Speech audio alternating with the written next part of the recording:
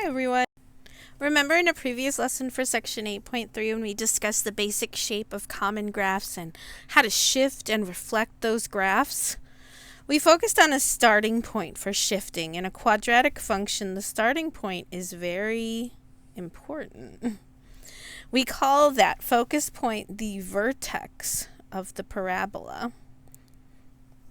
In this section, we will review shifting and see how that helps us to identify the vertex. 11.5 quadratic functions and their graphs. By the end of this section, you should be able to graph quadratic functions of the form f of x is x squared plus k. Graph quadratic functions of the form f of x is x minus h quantity squared. Graph functions of the form f of x is h minus x quantity squared plus k. Graph functions of the form f of x is a times x squared, that's new.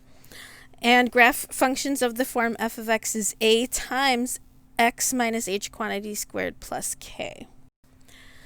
A quadratic function is a function that can be written in the form f of x is ax squared plus bx plus c, where a, b, and c are real numbers. A can't be 0 because then that would be a linear function, not a quadratic function.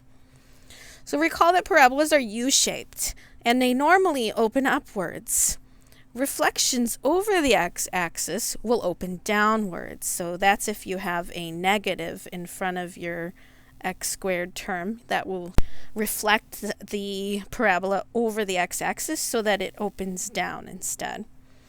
And there's some new terms that we're going to be looking at in this section. You can probably see from the graph, vertex, that's the focus point, and axis of symmetry that goes through the vertex, shows the symmetry of the parabola on both sides of that line. The next videos will apply shifts and reflections learned from section 8.3 specifically to parabolas, and also learn about that symmetry, the new shrinks and stretches, and vertices.